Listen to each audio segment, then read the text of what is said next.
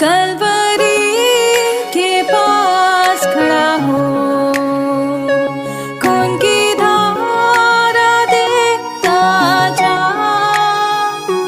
तेरे पापों का यही दाम दिया है मसीह यीशु ने।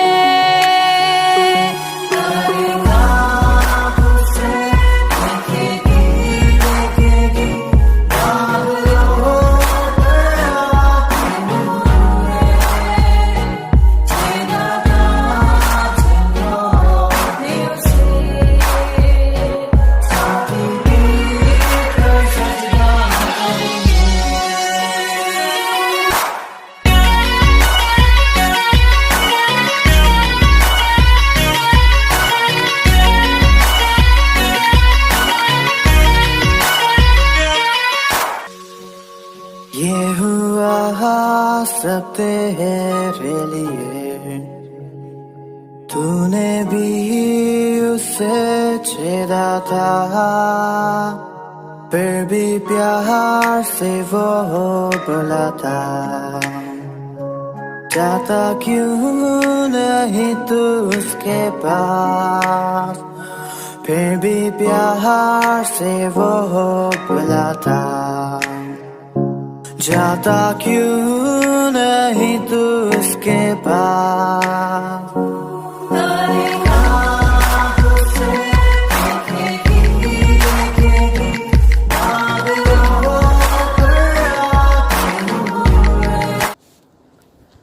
हम प्रभु परमेश्वर को धन्यवाद देते हैं आज की सुंदर सुबह के लिए। सोमवार का दिन प्रभु ने हमें दिया है कि हम परमेश्वर के पवित्र चरणों में आकर परमेश्वर की महिमा करें। प्रियो, ये नए सप्ताह प्रभु ने हमें दिया है ताकि हम इस नए सप्ताह में परमेश्वर की महिमा करें। पिछले दिनों प्रभु ने हमें संभाला, मदद की, अलग अलग स्थानों पर लेकर गया ताकि हम जाकर परमेश्वर की महिमा करें। और प्रियो, आज का दिन फिर से प्रभु ने दिया है कि हम उसकी महिमा कर सकें। कल हमने रविवार में परमेश्वर की उपस्थिति का एहसास किया, दुष्ट की ताकतें दूर हुई, शैतान की चालें परास्त हुई, दुष्ट आत्माएं निकाली गई, परमेश्वर ने अपनी महिमा को प्रकट किया। हम जानते हैं कि परमेश्वर अपना काम अपने तरीके से करता है ताकि हम उसकी सामर्थ्य से, उसकी शक्ति से बड़े कार्य को जीवन में करते चले जाएं। इसलिए पहला थिस्सलुनीके उसका 2 अध्याय और उसके 14 पद से लेकर आगे मैं आपके सामने पढ़ना चाहूँगा। लिखा है, इसलिए तुम हे भाइयों परमेश्वर की उन कलीसिया की सी चाल चलने लगे जो यहूदिया में मसीह यीशु में है, क्योंकि तुमने भी अपने लोगों से वैसा ही दुख पाया जैसा उन्होंने यहूदिया में से पाया था। 15 पद, जिन्होंने प्रभु यीशु को और भविष्यद्वक्ताओं को भी मार डाला और हमको सताया, और परमेश्वर उनसे प्रसन्न नहीं, और वे सब मनुष्यों का विरोध करते हैं, और वे अन्य जातियों से उनके उद्धार के लिए बातें करने से हमें रोकते हैं कि हम सदा अपने पापों का नपवा भरते रहें, पर उन पर परमेश्वर का भयानक प्रकोप आ पहुंचा है। परमेश्वर अपने इस वचन की पढ़े और सुने जाने पर आशीष दे। हम प्रार्थना करेंगे। जीवते और सच्चे विश्वास के योग्य परमेश्वर, आज की सुंदर सुबह के लिए दिल की गहराई से आपको धन्यवाद। आपने हमें संभाला, आपने हमारी मदद की, आपका दया का हाथ पिता परमेश्वर हमारे साथ रहा, हर परेशानी से, कठिनाई से, दुख और मुसीबत से बचाया। हम आपकी तारीफ, आपकी प्रशंसा करते हैं। आपका दया का हाथ हमारे साथ बना रहा, हम इसके लिए प्रभु आपकी स्तुति करते हैं, प्रार्थना विनती करते हैं। आज दिन भर आप में संभाले, आपका हाथ हमारे साथ बना रहे, जहाँ जहाँ भी हम जाते हैं प्रभु आपकी उपस्थिति का एहसास कर सके, आपके प्रेम का एहसास कर सके, और जो आपकी योजना उसको पूरा कर सके। हे दया के धनी और विश्वास के योग्य परमेश्वर, हमारे आपसे यही प्रार्थना, हमारे आपसे यही निवेदन है, आप हर एक को संभाले, सुरक्षित है। हमारे प्रदेश राजस्थान पर आपकी आशीष चाहते हैं, आपकी सुरक्षा चाहते हैं। प्यारे परमेश्वर, उन सारी अशांति को दूर करें, शैतान की चालों को दूर करें। यहाँ के मुख्यमंत्री पर आपकी आशीष चाहते हैं, हमारे देश पर भी आपकी आशीष चाहते हैं। अंधकार की ताकत को दूर होने दे, शैतान की चालों से बचाए प्रभु। पिछले दिनों जो कश्मीर में प्रभु हादसा पहलगांव में हुआ है, प्रभु आप तो जानते, शांति दे, तसल्ली दे, ताकि परमेश्वर ऐसे परिवारों को जिनमें प्यारे परमेश्वर बहुत बड़ी स्थिति आई है, हम प्रार्थना करते हैं आप उनको अपने हाथों में ले, अपनी उपस्थिति के साथ दें, परिवारों को शांति तसल्ली दे, ताकि वो आपके नाम में आगे बढ़कर आपकी महिमा कर सके।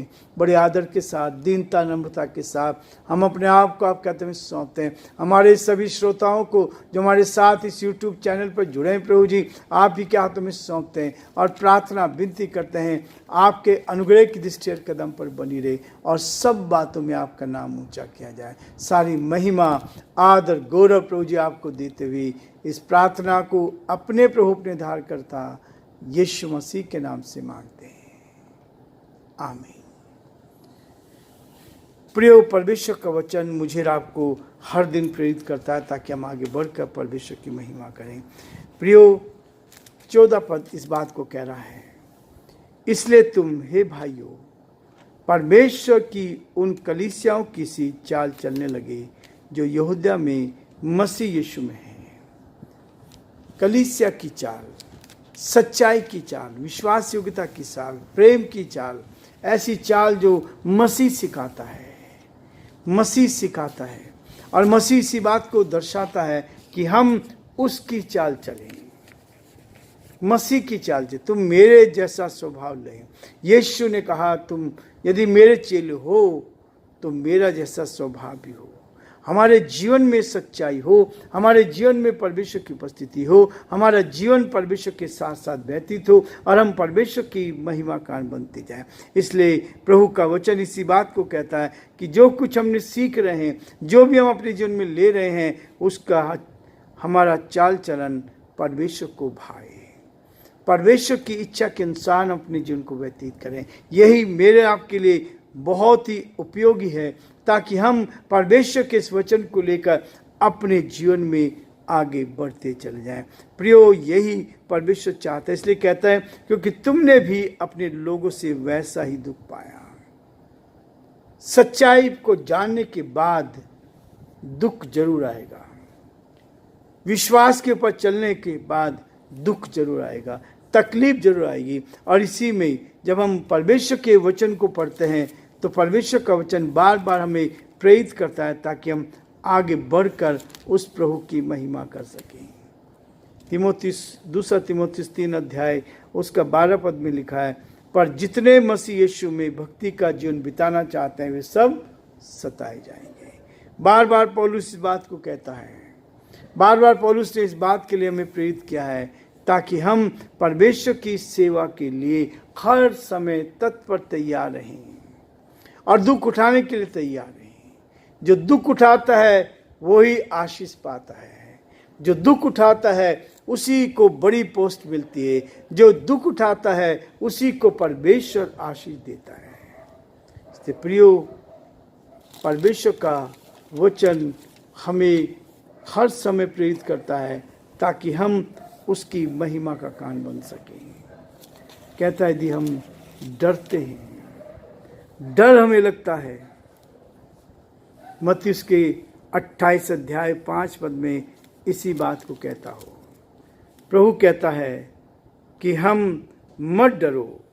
जब स्त्रियां कब्र पर गई थी और उन्हें जाकर देखा कि वहां पर उसके भाव से पैरवे कांप उठे और मृतक समान हो गए। सरदूत ने स्त्री से कहा, मत डरो, मैं जानता हूं कि तुम यीशु को जो क्रूस पर चढ़ाया गया ढूंढती हो, वह यहाँ नहीं है। मत डरो, डरना नहीं है, सच्चाई को लेकर आगे बढ़ते जाना है। और जब आप सच्चाई को लेकर आगे बढ़ोगे तो हमें आनंदित होना है। आनंदित हो जाओ, जीवन में आनंदित हो जाओ। और इस बात के लिए कहता है the joy of the lord, प्रभु का आनंद हमारे अंदर होना चाहिए। परमेश्वर का आनंद मेरे आपके जीवन में हो। और इसको लेकर कहता है यदि हम डरते हैं, डरो नहीं। यदि डरते हैं, डरना भी एक पाप है, डरना भी एक पाप है। परमेश्वर मुझे और आपको इस पाप से बचाना चाहता है ताकि हम डरे नहीं। इसलिए 366 बार ये वचन दिया गया है, लीप वर्ष में भी जोड़ा गया है। इसलिए 366 बार 366 टाइम्स ये दिया गया है कि मत डर, मत डर, मत डर, क्योंकि मैं तेरे संग हूं। परमेश्वर चाहता है कि हम डर को दूर करें और उसकी उपस्थिति का एहसास करें, और जो परमेश्वर की इच्छा है उसको हम पूरा करें। कलीसिया को बढ़ाना है, कलीसिया में वचन को बांटना है, दूसरे को बताना है। हे सोने वाले जाग उठ, हे सोने वाले जाग उठ। परमेश्वर हमें उठाना चाहता है ताकि हम उसके साथ चलते जाएं, उसकी महिमा करते जाएं। और इसलिए कहता है जिन्होंने प्रभु यीशु मसीह को और भविष्यद्वक्ताओं को भी मार डाला। बहुत लोग शहीद हो चुके हैं, बहुत लोग प्रभु के नाम से दुख उठाते रहे हैं, बहुतों ने दुख उठाया और दुख उठाकर उस इनाम को भी प्राप्त किया है।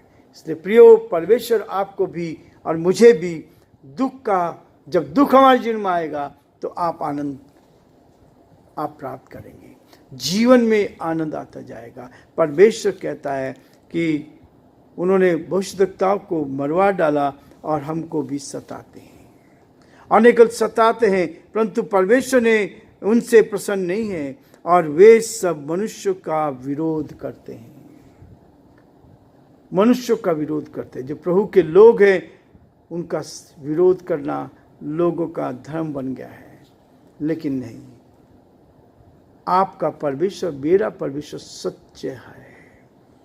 वो हमें कभी भी गिरने नहीं देगा, ना कि लाश से।